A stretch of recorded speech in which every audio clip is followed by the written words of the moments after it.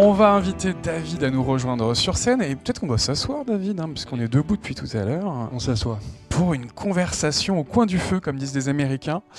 David Hugonnet, directeur digital chez Zenith, une des agences du groupe Publicis Média.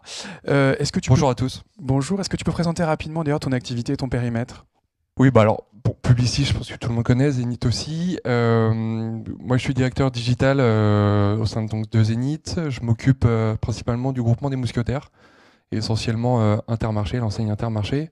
Qu'est-ce que je fais ? Je les accompagne dans leur stratégie d'innovation, leur stratégie digitale et data, donc sur les différentes plateformes, les différentes solutions, les différents outils, et aussi sur le sujet de la RSE. Et donc on va en parler plus en détail maintenant, mais effectivement, on les accompagne.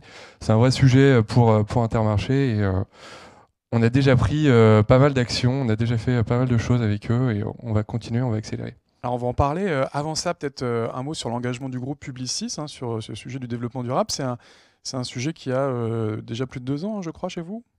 Ouais, c'est un vaste sujet. Et pour faire court, le point de départ, on va dire un des points de départ, ça a été le rapport Bousquet-Leroy de juin 2021. Agathe Bousquet. On salue Agathe Bousquet. On la salue, qui est présidente du groupe Publicis France, et Arnaud Leroy qui était le président de l'ADEME.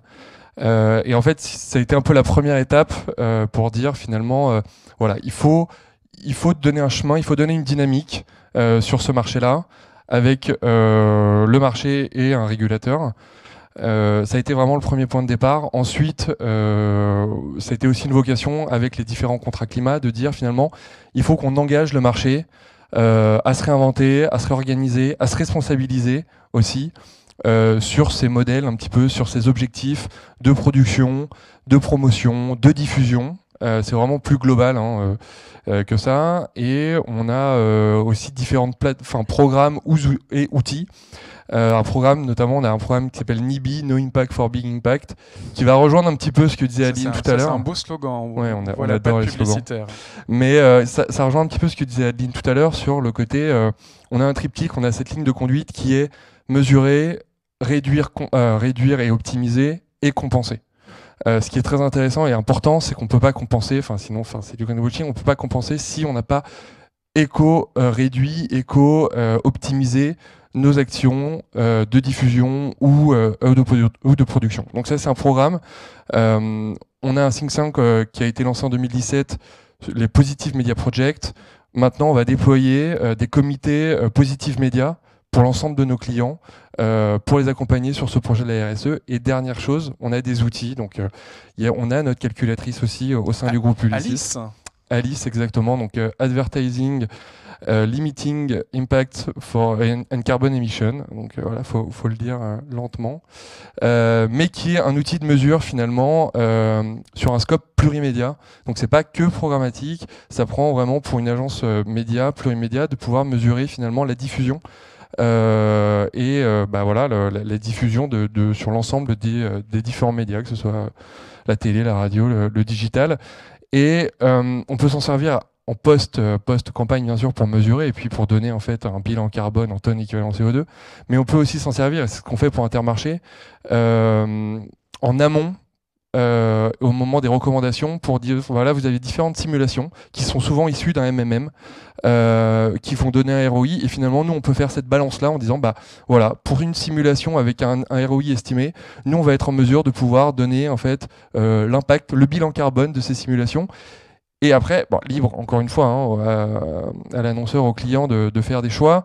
Mais je trouve que c'est déjà une bonne démarche de dire une pédagogie en disant, en fait, on peut regarder le business, c'est important, bien sûr, mais on peut aussi regarder ça au prisme d'un mouvement, d'une action responsable. Alors, Aline évoquait effectivement cet arbitrage qu'on peut avoir entre les bannières et les vidéos.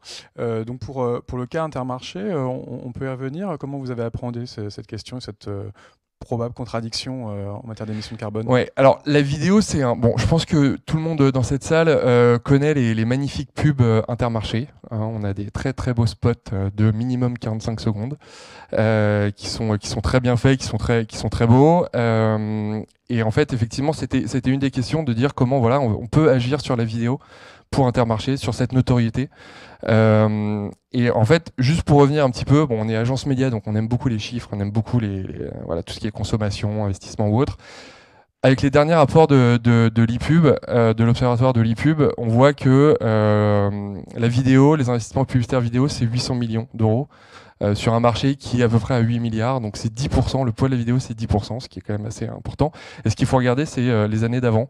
On fait plus 11% par rapport à l'année dernière et on fait plus 55% par rapport à il y a 2 ans. Donc c'est énorme. Et en fait, en termes d'usage et de consommation, il y a 80% de la population française internaute qui est vidéonaute, qui regarde une vidéo. Et le temps passé, sur une cible ensemble, on est à 1 heure par jour, on est à 1 heure de consommation de vidéo sur une consommation Internet qui est aux alentours de 2 heures. Donc c'est un usage qui explose chez les internautes, chez les annonceurs, mais qui malheureusement produit beaucoup de carbone. Exactement, c'est ça où c'est un peu paradoxal. Et finalement, avec Intermarché, on s'est rapproché d'une solution qui s'appelle Vidmiser. C'est une techno qui a développé son Green Encoder. Alors, Green Encoder, qu'est-ce que c'est? Finalement, c'est une plateforme SaaS qui va permettre d'encoder des vidéos et pour réduire le poids. Donc, je ne sais pas si on a on a le bilan. Nous, c'est quelque chose qu'on a mis en place. On les avait testés l'année dernière et là, on l'a vraiment mis en place. On l'a systématisé sur toutes nos prises de parole VOL, sur l'ensemble du plan média VOL.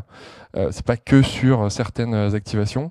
Et en fait, on peut voir que voilà, sur une campagne, on avait 4 vidéos. Et en fait, on peut voir facilement via cette plateforme. Voilà, c'est du drag and drop dans la plateforme. On est capable de pouvoir mesurer finalement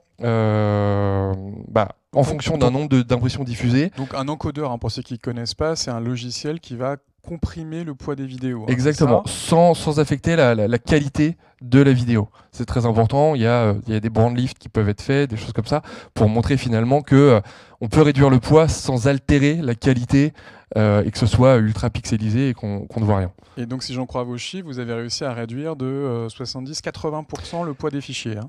Ça c'est la première campagne. On a effectivement réussi à réduire le gain principal. Il est à 83% d'économie, de réduction de tonnes équivalent CO2. Donc, c'est énorme. Et sur des centaines de milliers, évidemment, de vidéos diffusées, ça représente un très, très gros volume. On était à 33 millions d'impressions diffusées. Donc, après... Il y a un calcul savant hein, derrière tout ça. On regarde effectivement les devices, on va regarder la compression, on va regarder la volumétrie, et tout ça voilà, permet d'avoir ce type de chiffres. On pourra en reparler hein, si ça intéresse certaines personnes. C'est très facile à mettre en place. Il y a tout un process qu'on a mis en place avec l'agence créa parce qu'on se dit pourquoi l'agence média intervient un petit peu sur la vidéo. Et si on a aussi, on peut être moteur sur ce genre de sujet.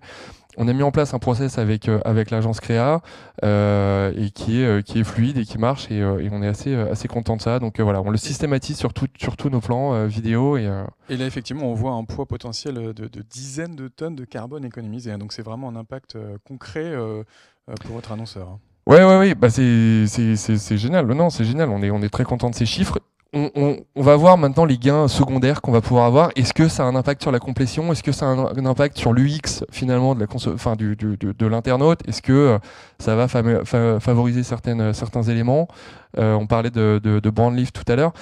Voilà, là c'est la première campagne, on va apprendre aussi, hein, c'est quelque chose qui est nouveau, mais en tout cas on est très, très fiers des premiers chiffres. Et on précise hein, qu'on calcule que justement la compression, il y aura évidemment des calculs qui comprendront d'autres éléments. Du coup j'ai peut-être 2 autres questions. Est-ce que en tant agence média, vous allez aussi élargir cette réflexion sur l'éco-conception des campagnes, travailler en amont peut-être, sur le spot lui-même? Ouais, complètement. En fait on a... L'annonceur, et c'est ce qu'on essaye de les accompagner là-dessus, on a besoin de cohérence. Enfin, il y a besoin d'avoir une cohérence entre l'ADN, le positionnement d'une marque et finalement les actions qui sont mises en avant, sa diffusion, sa production et autres. Pour Intermarché, l'ADN propre et même d'Intermarché, ça va être la qualité de l'alimentation, le mieux manger, les circuits courts, Voilà, il y a ces éléments-là qui sont importants dans l'ADN de l'enseigne. Et finalement, nous, on veut aussi les accompagner là-dedans en leur disant, bah voilà, vous faites des choses scope 1, scope 2. Nous, en tant que prestataire, en tant on les accompagne. En scope 3, on a énormément de choses à faire. Et donc, on doit les aider là-dessus. Effectivement, dans la partie production, si on prend un peu de recul, sur la partie production, on a déjà accompagné des clients au sein de Publicis, au sein de Zenith, sur finalement de la production éco-socio-responsable.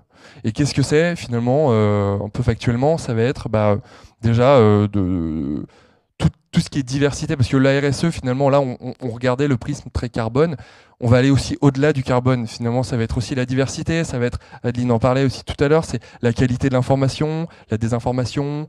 Va y avoir, il y a plein d'éléments qui vont être pris en compte dans la RSE, et c'est pas que le prisme carbone.